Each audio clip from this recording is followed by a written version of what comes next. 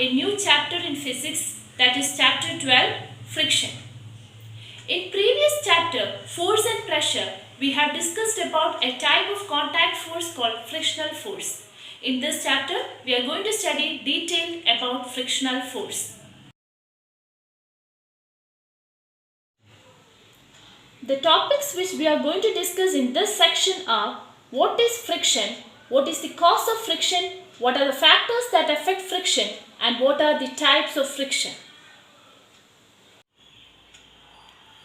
Let's discuss what is friction. Friction is a type of contact force. What do you mean by contact force? The force that operates when two bodies are in contact. So friction operates when two bodies are in contact or when two surfaces are in contact with each other. So it is a contact force. And it is a force that opposes the relative motion between two objects or two surfaces. We know that an object at rest cannot move unless we apply a force. If we are applying a force in this direction, then the force of friction will act on the opposite direction. That will cause the moving object to slow down its speed, or it may come to rest. So friction is a contact force which opposes the relative motion between two surfaces.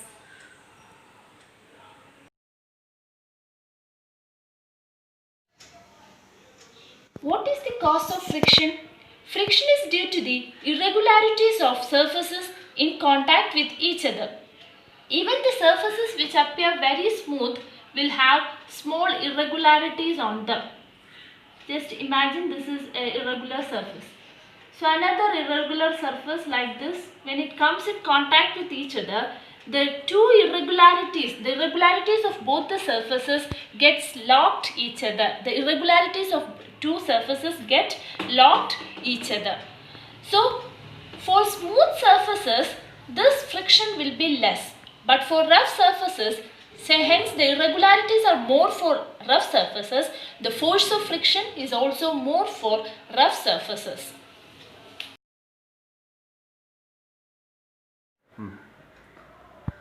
Now let's see what are the factors that affect friction.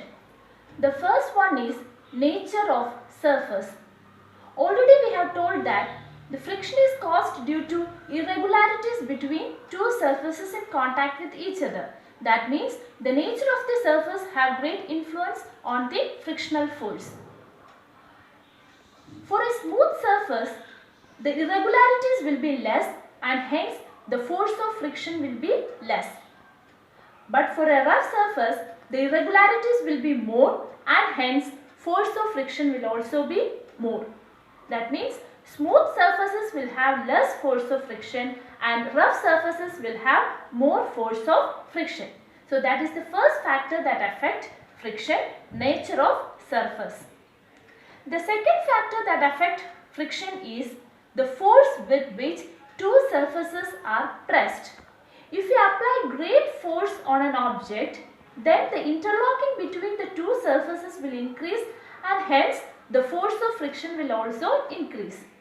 So that it is difficult to move a heavier object than a lighter object, because heavier objects impart more force to the surface and the irregularities are more pressed or more locked into the surface. Hence, the force with which two surfaces are pressed is also a factor that affects friction. When the force between the surfaces increases, the irregularities will get interlocked more tightly and hence the force of friction or the force applied to move the object will increase. So the two factors are nature of surface and force with which two surfaces are pressed.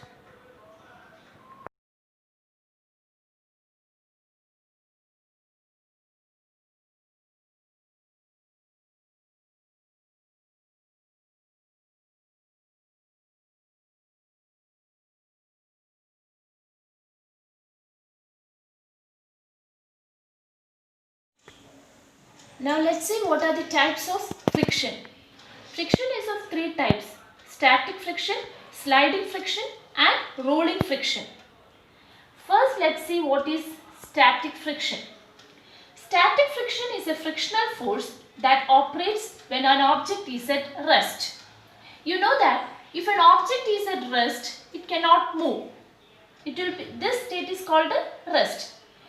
Initially, if we want to move this object, initially we need to apply a high amount of force.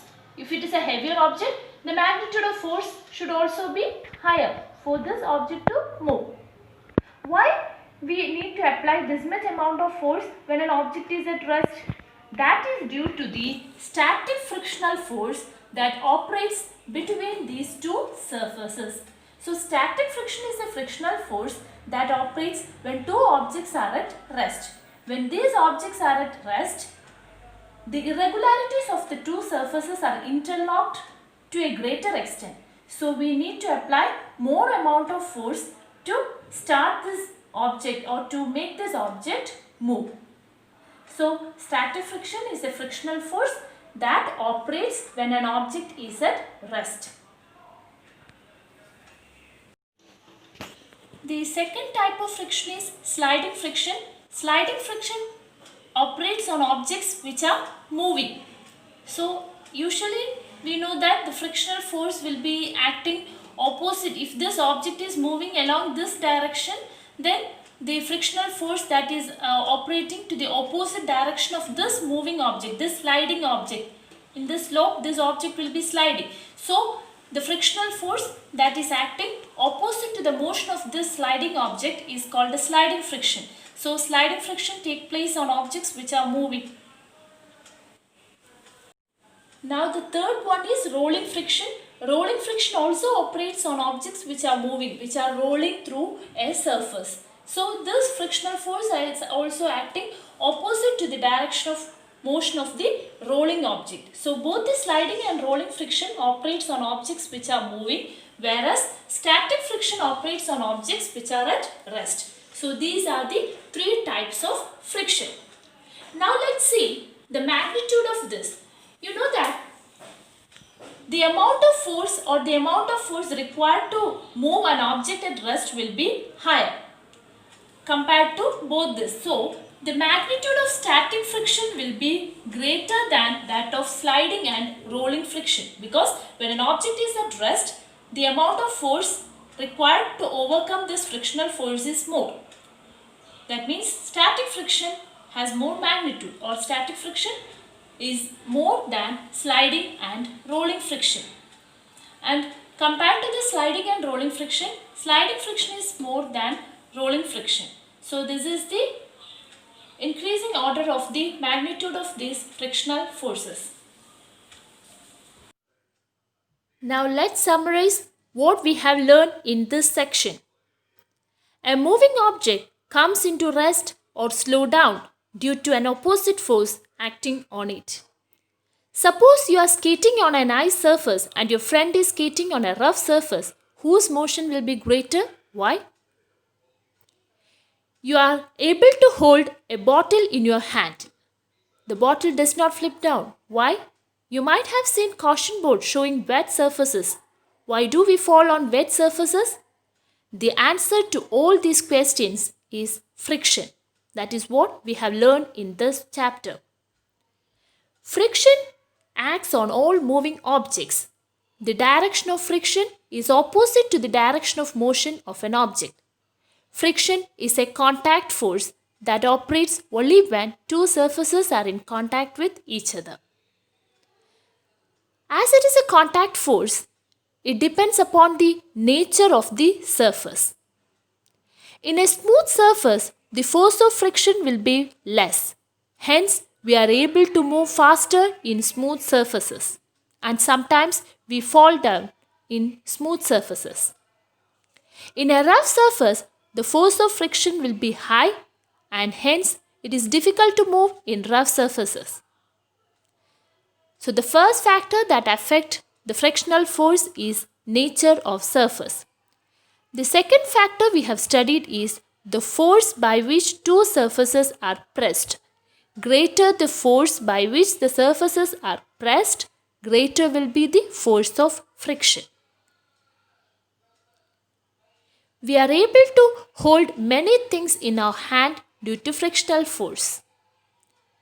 We have studied about the definition of friction, factors affecting friction, and 3 types of friction in this section.